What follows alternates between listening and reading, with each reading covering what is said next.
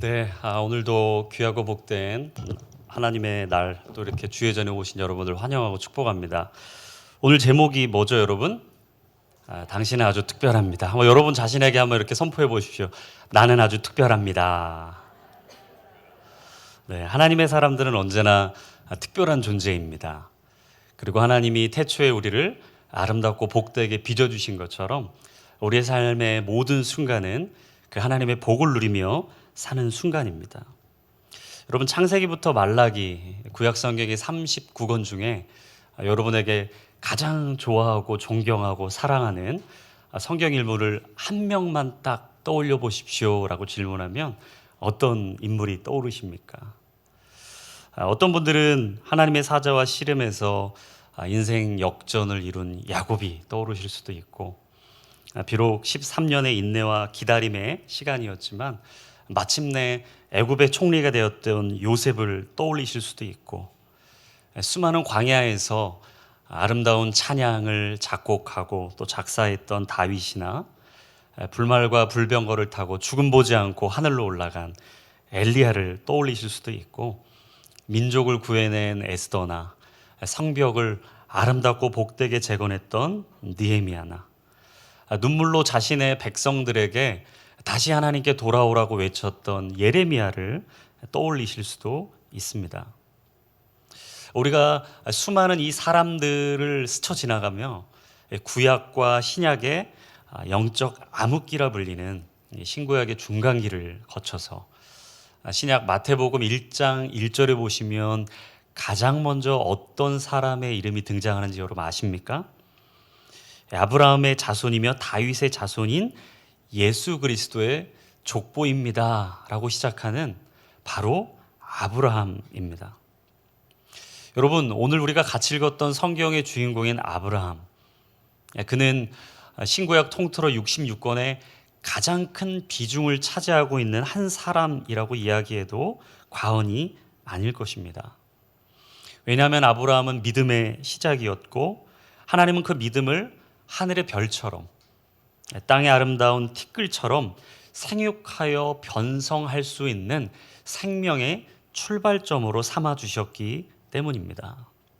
오늘 본문은 어찌 보면 아브라함, 사라, 이삭이라는 한 가정의 이야기로 들릴 수가 있지만 예수 그리스도를 구주로 영접한 예수 그리스도의 참 제자들인 바로 우리를 향한 하나님의 말씀이라는 것을 우리는 꼭 기억해야 할 것입니다.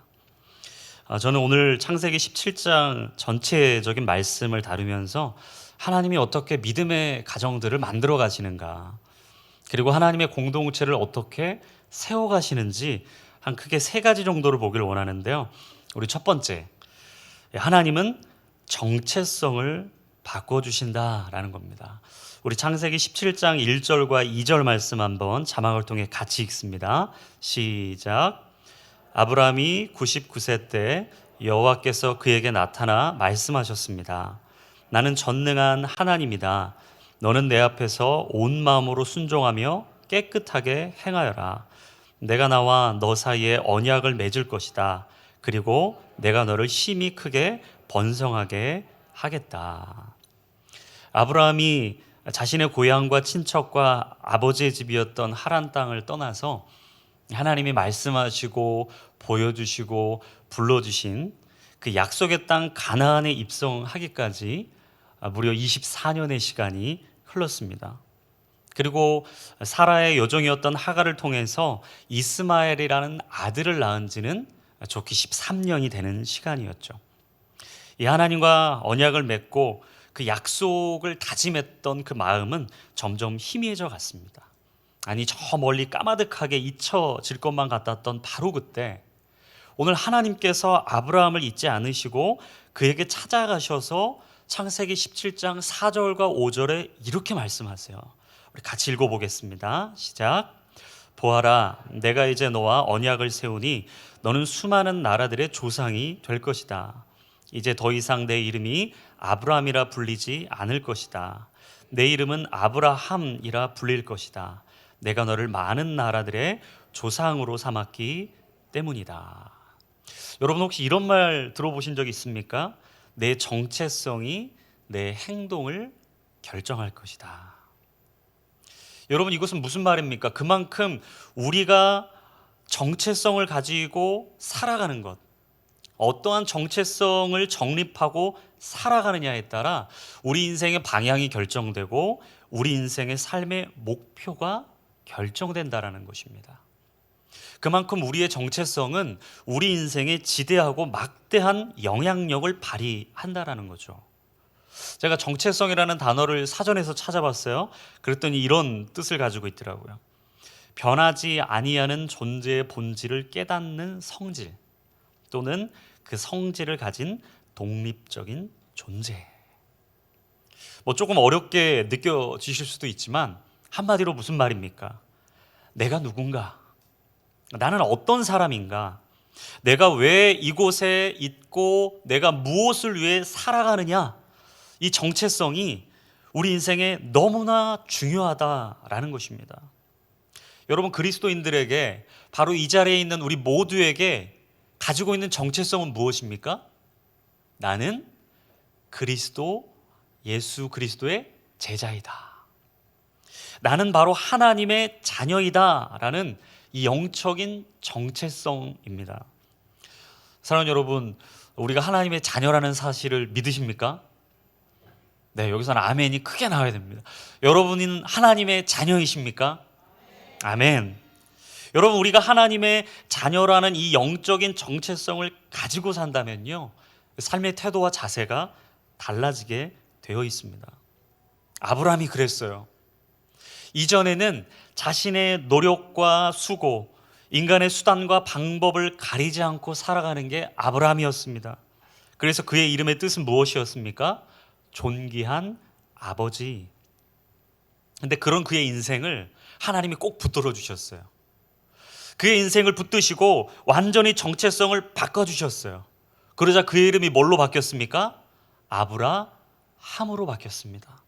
바로 여러 민족의 아버지가 된 것이죠. 그는 더 이상 한 개인의 삶을 살아가는 사람이 아니었습니다. 가정의 아버지가 아니었습니다.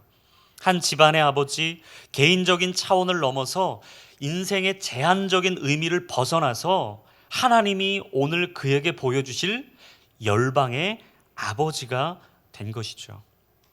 하늘의 별과 같이, 바다의 모래알 같이 수많은 민족과 열방을 품게 되는 열방의 아버지가 된 것입니다. 할렐루야. 저는 늘 아브라함의 이 이름을 바꿔주신 부분을 묵상할 때마다 저 스스로에게 그렇게 고백합니다. 하나님, 저도 열방을 품는 주의 아들이 되게 해주십시오. 여러분, 이것은 거룩하고 때로는 두려울 뿐만 아니라 우리의 가슴을 뛰게 하고 우리의 심장을 요동치게 하는 이야기입니다. 여러분, 만약 우리가 하나님의 손에 붙들리면 우리는 이전과 전혀 다른, 아니 이전의 삶과는 비교할 수도 없는 완전히 다른 차원의 삶을 살게 된다라는 것이죠. 가장 먼저는 생각이 바뀔 것입니다. 부정적이었던 생각, 내 뜻대로 내 마음대로 나의 계획대로 살고자 했던 나의 잘못된 인생의 관점이 완전히 수정될 거예요. 그러면 태도가 달라집니다. 사람을 만나는 태도, 교회에서 예배하는 태도, 이 세상 속에서 하나님이 맡겨주신 사명과 소명의 그 자리를 감당하는 태도. 그렇다면 우리의 언어는요, 완전히 달라지는 거죠. 저는 예수 믿는 사람들의 언어는 완전히 달라야 된다고 생각합니다. 이전에는 우리가 예수 그리스도를 몰랐기에 끝없이 인간적인 부정적인 언어를 쏟아냈다면 하나님을 영접하고 나서는 우리 언어는 살리는 언어가 돼야 되는 줄로 믿습니다. 그래서 저는 축복합니다. 우리 입술에 떠나는 한마디 한마디가 사람을 일으킬 뿐만 아니라, 사람을 살릴 뿐만 아니라 하나님의 사랑과 은혜를 나누는 언어가 되기를 주의 이름으로 축원합니다. 여러분, 아브라함의 인생이 그렇게 바뀐 것입니다. 그는 정체성만 바뀐 것이 아니라요, 인생의 전반적인 삶의 완전한 울타리가 바뀌기 시작했던 거예요. 놀라운 건 하나님이 이 아브라함만 바꿔주셨는가? 그렇지 않습니다. 그의 아내였던 사라도 바꿔주셨어요. 우리 창세기 17장 15절 16절 우리 같이 한번 읽어볼까요? 시작. 하나님께서 다시 아브라함에게 말씀하셨습니다. 이제 내 아내 사레에 대해 말한다. 이제는 그녀를 사레라 부르지 마라. 그녀의 이름은 사라가 될 것이다. 내가 그녀에게 복을 주어 반드시 그녀를 통해서 내 아들을 낳아주게 하겠다. 또한 내가 그녀에게 복을 주어 많은 나라들의 어머니가 되게 해 나라의 왕들이 그녀에게서 나오게 하겠다. 제가 요즘 프로그램 중에 하나 관심 있게 보는 게요. 이 자녀의 문제를 가지고 이 가정에 대한 상담을 하는 프로그램을 좀 보고 있습니다. 왜냐하면 제 아내가 이 프로그램을 참 좋아해요. TV 잘 안 보는데 꼭 이 프로그램이 뜨면은 꼭 관심 있게 보더라고요.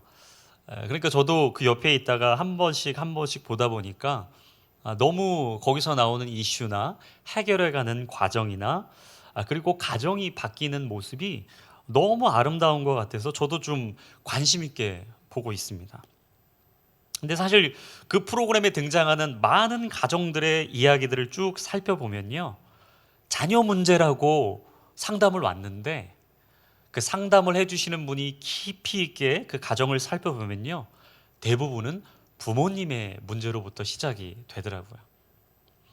그러니까 이 모든 가정은 어느 한 사람의 문제이기보다는요, 가족 구성원 전체의 문제일 가능성이 높다라는 거예요. 이 자리에 계신 우리 부부 되시는 남편과 아내, 대부분 부부의 문제도 일방적인 한 사람의 문제는 아닙니다. 여러분 인정하십니까? 저도 인정합니다. 목사인 저도 제 아내와 때로는 이견이 다르고 충돌이 될 때 아내 탓을 하지만 교회에 와서 기도하고 예배 드리다 보면 제 탓일 가능성이 너무 많은 거예요. 왜 그랬습니까? 여러분, 사람은요, 어느 한쪽의 문제는 없기 때문입니다. 하나님도 이 아브라함의 가정을 찬찬히 살펴보시니까요, 아브라함 한 사람 바뀌어가지고는 답이 나오지 않은 거예요. 아브라함을 아브라함으로 바꿔놨더니 그 다음은 사레가 문제인 거죠. 여러분, 사레의 이름의 뜻이 무엇입니까? 공주, 여왕. 우리 자매님들이 참 좋아하시는 단어 아닙니까?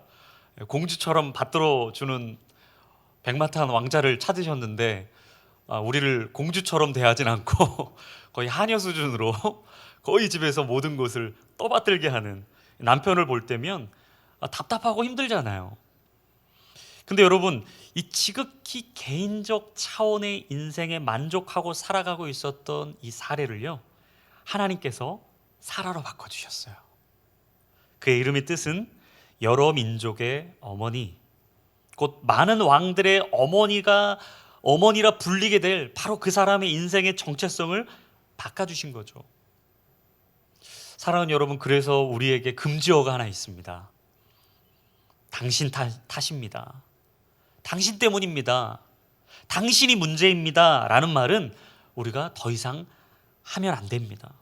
왜냐? 하나님은 누구 한 사람의 문제라고 말씀하시지 않기 때문이에요. 우리 공동체에 어떤 문제가 발생했습니까? 우리 손에 무슨 문제가 있습니까? 내가 생각하기에 저 사람이 뭔가 문제라고 생각이 되십니까? 그렇다면 여러분 기억하세요. 하나님은 우리 모두가 바뀌길 원하세요. 저는 우리 양지오누리교회가 정말 새로운 변화를 이루기 위해서는 한 가지를 기억해야 된다고 생각합니다. 우리 구성원 한 사람 한 사람, 모든 사람이 예수 그리스도의 십자가 앞에 다시 한번 본 어게인, 거듭나고 새롭게 태어나는 역사가 있을 때 우리 교회는 영적으로 완전히 다른 경험을 하게 될 줄로 믿습니다. 사랑하는 여러분, 저는 나부터 시작돼야 된다고 생각합니다. 목사인 저부터 시작하고 목회자인 우리가 바뀌고 사역자가 바뀔 때 우리 공동체의 직분자들이 바뀌고 리더십들이 새로워지고 우리 교회에 모두 함께하는 성도님들이 완전히 다른 믿음의 공동체를 경험하게 될 줄로 믿습니다. 저는 우리가 아브라함이 됐으면 좋겠어요. 우리 모두가 사라로 바뀌었으면 좋겠어요. 여러분, 운동선수들이 비시즌에 운동을 열심히 훈련해야 되잖아요. 저는 운동을 너무 좋아하거든요. 그래서 항상 인생의 참 의미와 재미를 운동에서 찾습니다. 그러니까 목회자이지만 동시에 한 인간의 존재로서 저도 스트레스도 좀 풀고 때로는 육체의 단련을 하기 위해서 운동을 참 좋아해요. 네, 그렇게 안 보이시겠지만 구기 종목을 좋아하기도 하고 조금 하기도 합니다. 그러다 보니까 그냥 저는 야구, 축구 그냥 기사 읽고 막 이런 게 참 재밌어요. 왜냐?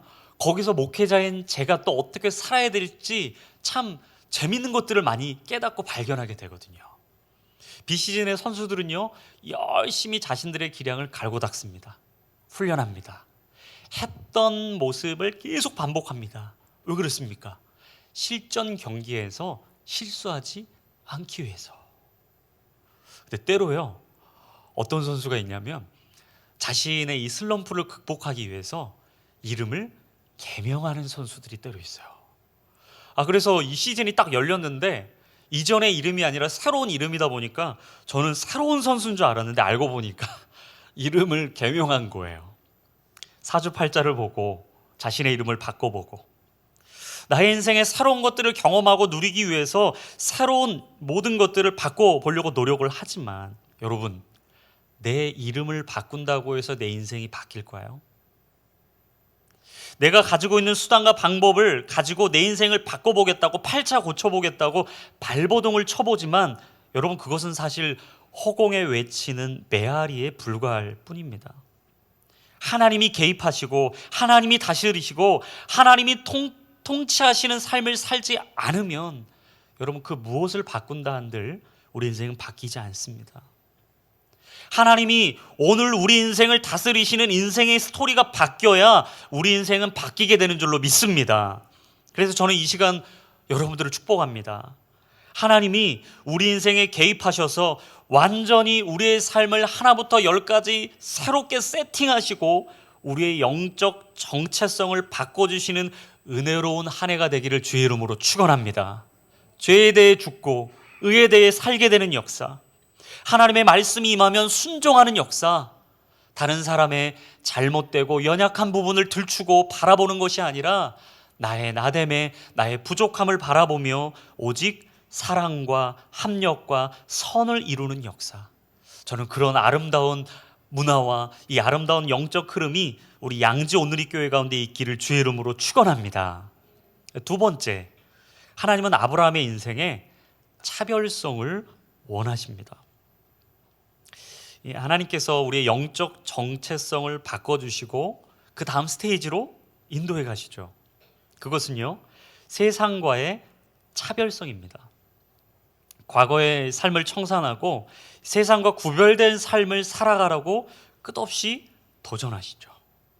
세상의 법칙이나 인간의 논리나 세상의 질서를 따르는 것이 아니라 말씀을 따르는 삶, 그것을 바로 주님은 믿음의 차별성이다 라고 말씀해 주십니다. 우리 창세기 17장 9절로부터 12절까지 말씀 우리 한번 같이 읽어보겠습니다. 시작. 하나님께서 아브라함에게 말씀하셨습니다. 그러므로 너와 내 뒤에 올 내 자손은 내 언약을 지켜야 할 것이다. 나와 너 사이에 그리고 내 뒤에 올 자손 사이에 맺은 내 언약, 곧 너희가 지켜야 할 언약은 이것인데 너희 가운데 모든 남자는 다 할례를 받아야 한다. 너희는 포피를 베어 할례를 행하여라. 이것이 나와 너희 사이에 맺은 언약의 표시가 될 것이다. 집에서 태어난 사람이든 내 자손이 아닌 이방 사람에게서 돈 주고 산 사람이든 상관없이 대대로 너희 가운데 모든 남자아이는 태어난 지 8일 만에 할례를 받아야 한다. 하나님께서 아브라함에게 요구하셨던 차별성은요, 바로 할례를 행하는 것이었습니다. 신체의 일부분인 살점을 떼어나는 이 고통을 동반한 할례, 이것은 당시에 여러 가지 의미가 있었는데요, 크게 세 가지 의미를 담고 있었다고 합니다. 첫 번째는 이 고대 근동의 이 할례는요, 생후 8일 만에 행해졌다는 거죠. 이유인즉슨 지금이야 좋은 산부인과도 있고 이런 바이러스나 문제가 생겼을 때 즉시 반응하여 대처할 수 있지만 그 당시에는요, 여러 가지로 갓 태어난 아이가 일주일 생존하기가 너무 어려웠다라는 거죠. 두 번째는 레위기 12장에 보시면 산모가 아이를 출산하고 부정하다라고 말하는 게 7일이었습니다. 그래서 이 부정한 기간이 다 끝난 이후에 깨끗하고 새롭게 시작할 수 있는 의미로 할례를 행했다라는 거죠. 그리고 세 번째는 천지 창조가 6일로 마무리되고 7일날 안식이 있잖아요. 이 모든 것을 깨끗하고 온전하고 완전해지는 천지 창조의 사이클, 그 바로 8일 만에 할례를 행해야 한다라는 이 의미로 그 당시 할례를 행했다고 합니다. 여러분, 이후에 어떻든 할례는 하나님과 이스라엘 민족 사이에 아주 큰 의미와 약속, 이 언약을 담고 있었어요. 그렇다면 여러분, 할례의 큰 두 가지 의미에 대해서 한번 봤으면 좋겠는데요. 첫째, 할례는요, 하나님을 영원히 기억하게 되는 의미가 있습니다. 제가 지난 교육자들 우리 간증 설교할 때 바로 이 자리에서 제 몸에도 할례처럼 이 흔적이 있다고 제가 말씀을 드렸거든요. 바로 코. 제가 교통사고가 났었죠. 이 오토바이 사고가 크게 났었는데 이 코를 통해서 하나님이 저에게 흔적을 주셨다, 제가 말씀을 드렸어요. 여러분, 흔적은 무엇입니까? 지워지지 않는 것입니다. 그리고 오래도록 기억되는 것입니다. 이스라엘 민족에게 있어서 할례는 바로 이런 거였어요. 하나님을 잊을 수 없는, 일평생 하나님을 따를 수밖에 없는 그 흔적, 바로 그것이 할례였던 거죠. 바울은 갈라디아서 6장 17절을 통해 말합니다. 나는 내 몸에 예수의 흔적을 가졌습니다. 여러분, 사람은 망각의 동물이지 않습니까? 너무 쉽게 잊어버립니다. 잠깐 기뻐도요, 잠깐 그 자리 돌아서면 슬퍼지고, 방금 전에 감사하고 은혜 받았는데 뒤돌아서고 돌아가다가 그 은혜 다 잊어버리는 게 인간 아니겠습니까? 하나님이 이 아픔과 슬픔, 고난과 역경을 다 흔들어버리고 그 여호와 하나님을 기억할 수 있도록 흔적을 주신 게 바로 할례였다라는 거예요. 두 번째는요, 옛 사람이 죽고 새 사람이 된다라는 의미가 있습니다. 여러분, 할례는 하나님과 무관하게 살았던 이전의 삶을 정리하는 작업입니다. 그리고 하나님 안에 새로운 삶을 살겠다는 변화의 사건이에요. 우리도 하나님 믿기 전에는 우리 마음대로 다 살았지 않습니까? 내가 결정하고, 내가 하루 스케줄 짜고, 내가 번 이 돈 내 마음대로 쓰고 내 뜻대로 쓰고, 누가 내 인생을 개입하거나 나를 판단하면 쉽게 흥분하고 분노했던 것이 우리의 삶이었을 것입니다. 하지만 하나님 인격적으로 만나고 나서는요, 내 마음대로 살 수가 없는 거예요. 계속 말씀이 내 안에 막 걸리고, 힘들고 어려운 사람 보면 예전에는 그냥 휙 지나갈 수 있지만 우리 눈에 밟히고, 움켜졌던 내 손을 펼 수밖에 없는 것이 바로 하나님 만난 이후의 삶 아니겠습니까? 저에게도 작년에 위기가 찾아왔어요. 제가 이사를 할 수밖에 없는 상황이 돼서 이사를 하게 됐습니다. 이사를 하게 돼서 제가 이제 새로운 보금자리에 딱 있는데, 이전에는 한 번도 경험해 보지 못했던 층간소음의 문제가 발생한 거예요. 제가 그러고 나니까 이전에 살았던 집의 아래층에 살았던 분들에게 너무 감사한 거예요. 제 아들이 지금보다 더 많이 어렸을 때 뛰었는데 한 번도 올라온 적이 없었거든요. 근데 제 아들이 그렇게 많이 뛴 것 같지는 않은데 막 아래층에서 불이 나게 올라오신 거예요. 썽을 내시는 거예요. 당신들이 이사 왔냐? 예, 이사 왔습니다. 왜 이렇게 뛰냐? 누가 살고 있는 거예요? 막 저희 가정이 호구 조사를 하기 시작하는 거예요. 근데 저희 아버님과 어머님이 이제 같이 저희 집에 좀 아이를 돌봐주시고 계셨는데 서로 좀 언짢고 힘든 상황이 돼버린 겁니다. 목사인 저로서 이 상황을 어떻게 타개해 나가야 될까? 이해는 이러고 막 화내니까 내려가서 나도 한바탕 얼마나 뛰었냐고 해야 되나, 막 인간적인 마음이 막 교차하는 거예요. 근데 하나님이 그 마음을 수그리고 예배 가운데 기도하는데요, 아이디어를 딱 생각나게 해주시더라고요. 되려 가서 선물을 줘라. 여러분 이거는 좀 어렵지 않습니까? 나에게 오른밤 때리고 있는데 가서 왼밤 돌려대는 격인데, 오리를 가자고 하면 십리를 가져야 되는 상황인데, 이거 너무 인간적인 제 마음에 어려운 거예요. 그래서 기도해보고 기도해봐도 하나님이 계속 거룩한 부담감을 주시는 거예요. 너의 본성에는 도저히 이해가 되지 않지만 나는 그걸 원한다. 그래서 제 본성을 막 거슬러야 되는 이 일이 너무 힘든 거예요. 그래서 십자가로 저를 치고 제가 빵 하나를 딱 사서 들고 내려갔어요. 초인종을 눌렀어요. 나오시더라고요. 연세가 지긋하신 어르신이 나오시더라고요. 그래서 건네면서 얘기했습니다. 죄송합니다. 제 자녀가 많이 뛰어서 밑에 불편함을 드려서 너무 죄송합니다. 앞으로 그렇지 않도록 잘 개선할 테니 좀만 이해해 주시고 용서해 주셨으면 좋겠습니다. 좋게 잘 풀렸어요. 그러고 오니까 차라리 제 마음이 시원하더라고요.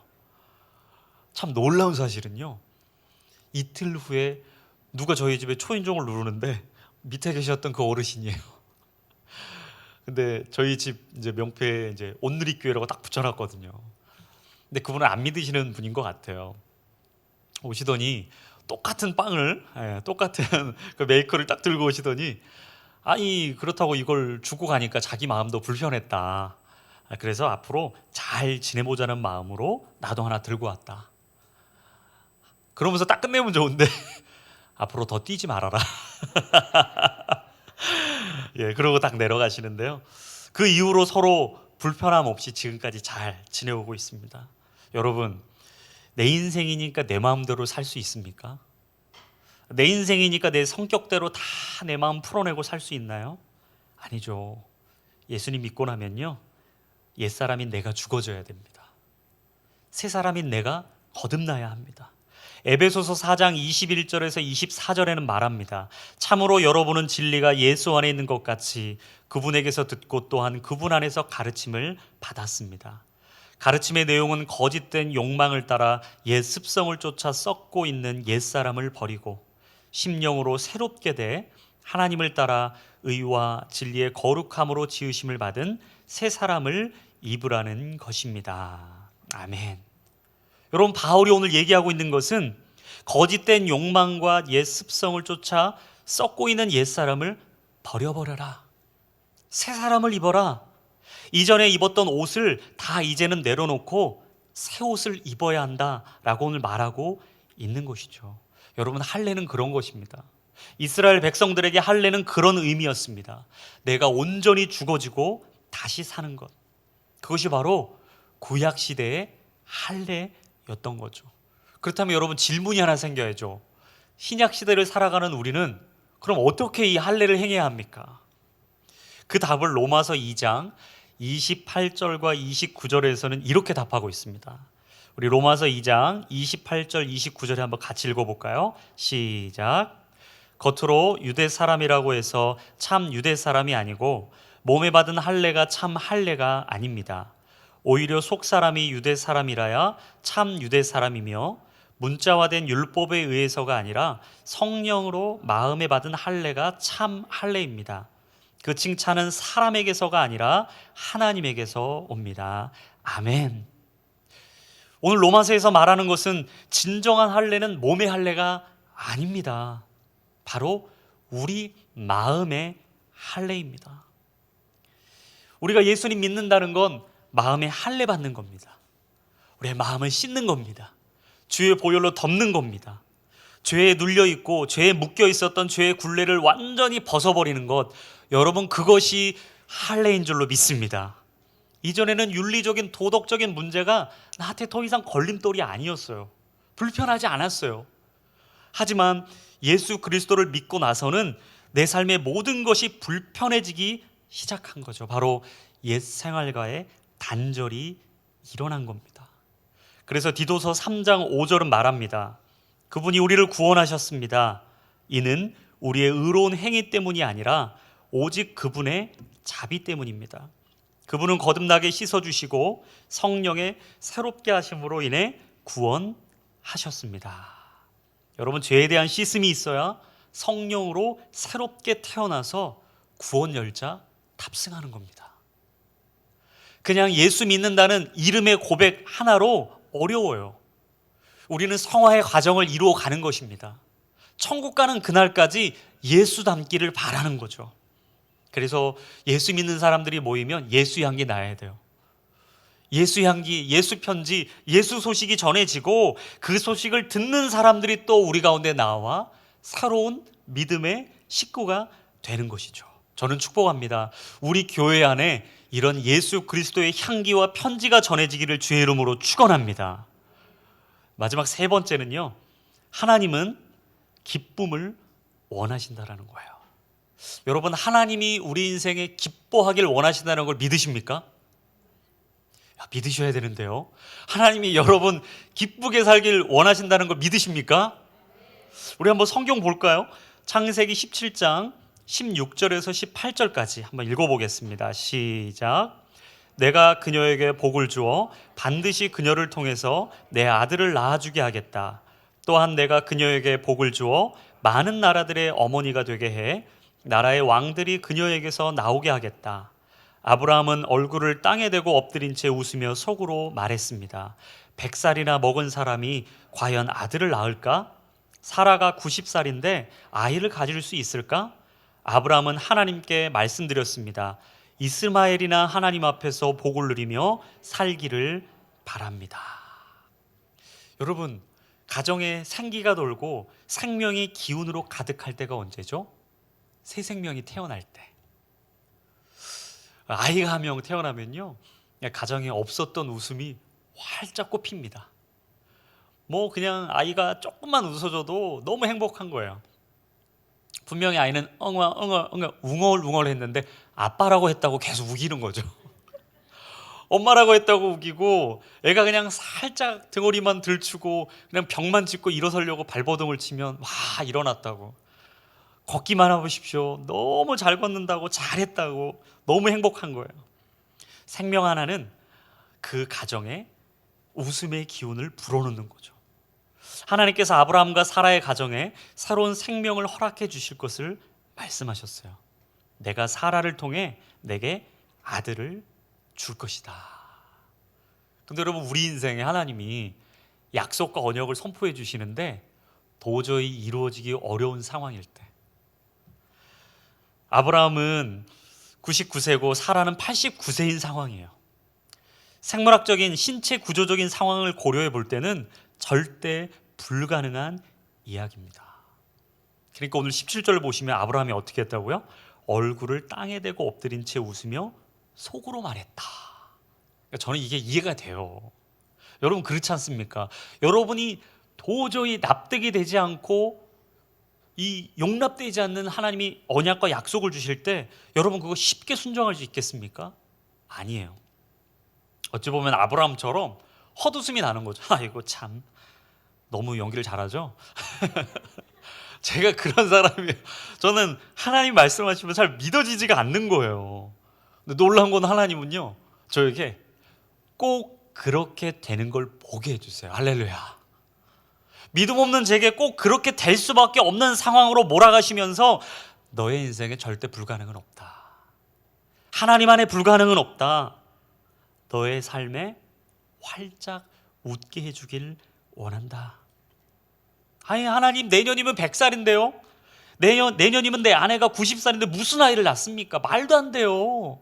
그냥 나한테 있는 이스마엘이나 축복받게 해주세요. 여러분, 이스마엘이 태어난 지 13년이 지난 상황이에요. 아무 문제 없이 우리 가정 잘 살았습니다. 이대로 가면 그냥 안정되고 익숙하게 변화 없이 잘 살 수 있는 거예요. 여러분, 우리 믿음 생활도 그래요. 하나님, 여기까지 온 거 이 정도면 됐는데 왜 자꾸 부담감을 주십니까?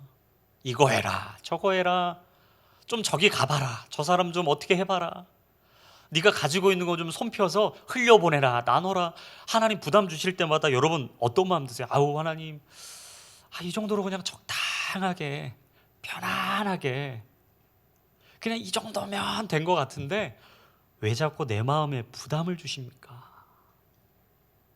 여러분, 그럴 때마다 여러분 순종하기 쉬우십니까? 아니에요. 불순종의 마음이 불쑥불쑥 일어나요. 근데 하나님이 우리 가운데 가지고 계신 마음이 어떤지 아세요? 이사야 55장 8절과 9절 말씀. 내 생각은 너희 생각과 다르고 내 길은 너희 길과 다르다. 여호와의 말씀이다. 하늘이 땅보다 높은 것처럼 내 길은 너희 길보다 높고 내 생각은 너희의 생각보다 높다. 아멘.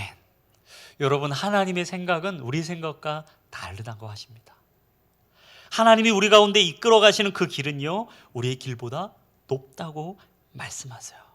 하나님은 아브라함과 사라가 아무것도 기대할 수 없을 때까지 기다리셨어요. 그리고 그 절망의 늪에 빠져서 그 죽음의 그림자가 드리워질 때까지 아무도 나를 알아주지 않는다고 생각하는 그 외로움의 낭떠러지 끝에서 두 손과 두 발을 다 들고 이제 제가 할 수 있는 것은 아무것도 없습니다 라고 고백할 수밖에 없는 그 시간을 기다리셨던 거죠. 그리고는 인간의 불가능에서 하나님의 가능성을 발견하게 하세요. 사랑하는 여러분, 하나님은 우리 인생의 불가능을 가능으로 이끌어 가주시는 분이십니다. 우리가 완전히 포기할 때야 비로소 하나님의 사역은 시작되는 것이죠. 하나님은 끝난 것 같았던 아브라함의 가정에 생명의 프로젝트를 시작하셨어요. 그리고 그 생명의 이름 이삭을 주셨습니다. 그의 이름은 웃음, 기쁨이었어요. 진정한 웃음과 기쁨을 주기 원하셨던 거죠. 사랑하는 여러분, 우리의 기쁨과 웃음은 어떤 의미를 가지고 있습니까? 오늘 우리가 가지고 있는 이 웃음은 하나님이 주신 것입니까? 아니면 내가 이루고자 하는 그 욕망과 탐욕입니까? 하나님의 약속을 믿지 못하고 끝없이 비웃고 있었던 아브라함의 인생을 하나님은 진짜 웃음, 진짜 기쁨, 천국의 기쁨으로 바꾸길 원하셨던 거죠. 인생의 슬픔이 변하여 기쁨이 되길 원하셨던 것입니다. 아마 그 가정의 이삭은요, 굿뉴스, 복음이었을 거예요. 너의 가정에 나는 복음을 주길 원한다. 진짜 기쁨.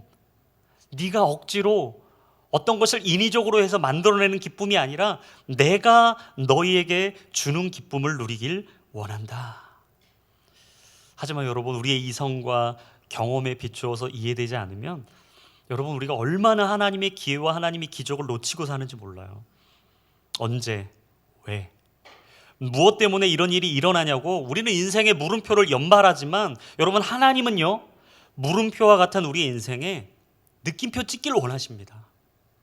늘 질문투성인 우리 인생에 하나님의 인생의 답을 찾길 원하시는 거예요. 그래서 저는 축복합니다. 우리의 모든 삶이 하나님의 거룩한 믿음의 느낌표로 세워질 수 있기를 주의 이름으로 축원합니다. 여러분, 하나님은 우리의 인생을 포기하지 않으세요. 그리고 오늘 우리에게 말씀하시는 거예요. 너는 아주 특별한 사람이야. 같이 한번 여러분 가슴에 손을 얹고 한번 여러분에게 이야기하세요. 나는 특별한 사람입니다. 나는 존귀한 사람입니다. 나는 사랑받기 합당한 사람입니다. 여러분, 이 마음으로 여러분 삶에 하나님과 함께 동행하시고 여러분의 가정, 여러분의 공동체, 또 여러분이 살아갈 모든 삶의 걸음걸음마다 하나님의 은혜와 그 축복과 함께 하심이 늘 충만하시기를 주님의 이름으로 축원합니다. 우리 같이 이 말씀을 붙들고 기도했으면 좋겠어요. 이 시간 우리 기도하실 때 다 같이 눈을 감고요, 함께 주의 말씀을 기억하며 기도했으면 좋겠어요. 오늘 하나님께서 우리에게 주셨던 것들은 바로 아브라함에게 주신 것만이 아니라 오늘 나에게, 우리 가정에, 우리의 삶에 주시는 하나님의 인생의 방향입니다. 하나님이 오늘 우리 인생을 특별하다 말씀하시며 가장 먼저 정체성 바꿔주길 원하세요.